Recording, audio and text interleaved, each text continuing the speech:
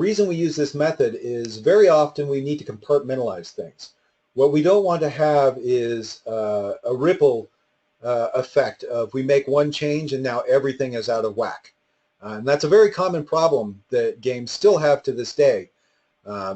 Many of them because I haven't convinced them to use this method yet. They're behind. But you'll know, and then you can go out and take it, and then games will get easier to balance, and that'll be a great thing. So this is the way we decouple instance balancing from system balancing. This is where the data designers and the systems designers work together and yet work elegantly apart to make their data all balanced at a system-wide and an instance-wide level. So first we need to find the data range. And the data range is the acceptable range that we want to put our numbers in.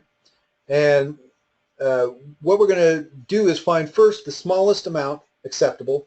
So everything has some minimum. To give a few examples, we don't want any characters with 0 hit points, right? Even a rat has 10 hit points compared to an ogre that has a whole lot more. Even the slowest car goes some miles an hour.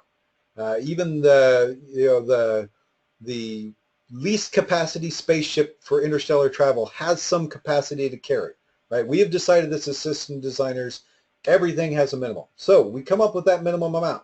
Next, we come up with what's the biggest. In our game with that rat with 10 hit points, what's the most hit points we would want? Maybe it's that ogre when he has 200, right? That's a lot. So we come up with that number. And how do we get to those numbers? We do some binary searches and playtesting. And we may need to adjust them later, so we keep that in mind. Next, what is the ratio? This is our playable area. This is what our data designer gets to work in. And our ratio is the max minus the min. And then we're going to have a ratio in there. So, for example, if our minimum is 10, we decided, like, let's say speed. That's the slowest we want something to go. And 40 is max. That's the fastest we want something to go. Then our range is max minus min, which is 30. So there's a 30-point range with which in all of our characters, in all of our system, must fall. And then our formula, you can see it calculates there so that we know where we fall. And if we take this formula a little bit further and plug some numbers in it, let's say our minimum on our range is 10. So all characters will have at least 10. Maximum is 40. No characters will have more than 40. Giving us a range of 30. That's our play. And then this particular character is average, let's say. Perfectly average, right in the middle, 50%. That gives us 25. Now, that may seem confusing. People may immediately think, well, 50% of 40 is 20. Why is it 25? Because we're taking 50% of our range. Okay, that's 30. So then why isn't 50% of 30 15? Because everybody, remember, has the 10. So 50% of our range, 15, plus the minimum 10 equals 25. So the reason we do this is we can break this up into system-wide adjustments and data adjustments for the instance. The system-wide adjustments are the min and the max. And we'll cover that in just a moment. The data adjustments on specific instances are that ratio. So I can put everything into a ratio of quality, and I can put that ratio as a universal number on any character, any instance of any character, object, entity, and it'll hold. And it's all comparable numbers as well. And then a systems designer independently, or myself independently of those instances, can tune all of them together. If that seems a little bit confusing, let's go over an example. Let's say we're talking about run speed, how fast people can run. And we have an elderly person, so they're probably pretty slow. A well-trained athlete, probably pretty fast.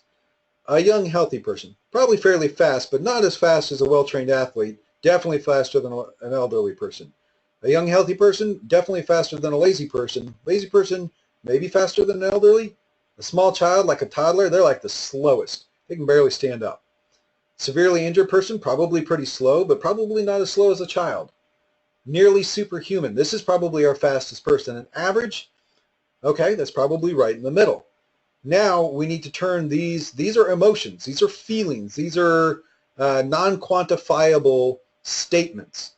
And now us as a data designer, as a systems designer, we have speed, right? So that's what we've determined.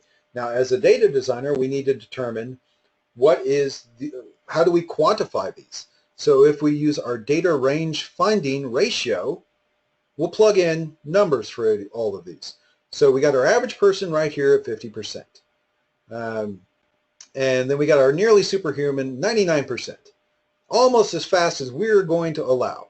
All the way down to our small child, which, they can still move, but they move at nearly the slowest rate that we allow. There's barely forward movement. And we've determined in ours that a severely injured person goes a little bit faster than a small child, but slower than an elderly person. We get to do that because we're the data designer. Now, if at some point we're told, no, elderly people actually go slower than severely injured, right? Then we could adjust these numbers quite easily. And keep in mind, we have no idea what the actual numbers for speed are. These are all just percent ratios, and we can apply this to as many or as few instances as we want. And then the systems designer, really without even our knowledge, can come back through and say, min's 10, max is 50. Okay. So, and this could be miles per hour. It could be light years per second. It doesn't matter what they put in. Our ratios hold, and we do the math, and our numbers come out as our average person is 30, remember, because our range is 40. 50 minus 10 is our range, divided by 2 is 20, plus the min is 30, and you can do the same math through all here. Now, let's say you want to do that adjustment with the severely injured person, the elderly person.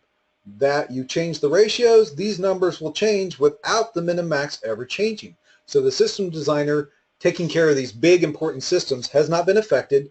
They do not need to retune every instance because you made a change. They work independently but work together and stay in balance. Okay, so now we've done some testing and we've had players run around in our game and they say 10's just too slow. And your whole game, it's just too slow. I feel like I'm running through molasses. I want all of these characters to move faster. And so the systems designer has done tests. What they could do in an old system is go back and manually readjust each of these, trying to get them all back in balance with each other, and yet all faster so the player gets through the experience faster.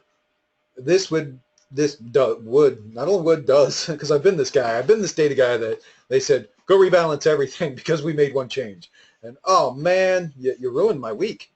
But instead, using a system of range balancing, what we do is we say, we're going to change just 2 numbers and affect everything. So we've decided through binary testing and player testing, we're finding our ranges, narrowed it down just right to minus 20, so double, and max is 87. That's a weird arbitrary number, but we found that number through trial and error. Like maybe if it goes faster than 87, they can break our levels, right? Or they can ruin some other systems of how fast we want, or they're ruining frame rate. So we found the absolute fastest that we can accept. And you can see all the numbers automatically adjust to the correct ratios without the data designer ever having to touch any one of the instances of characters. They all stay perfectly within balance, and the numbers adjust into real computer crunchable numbers that use for calculations like miles per hour, kilometers per minute, or whatever units we want to use. That is again independent, and we can adjust that.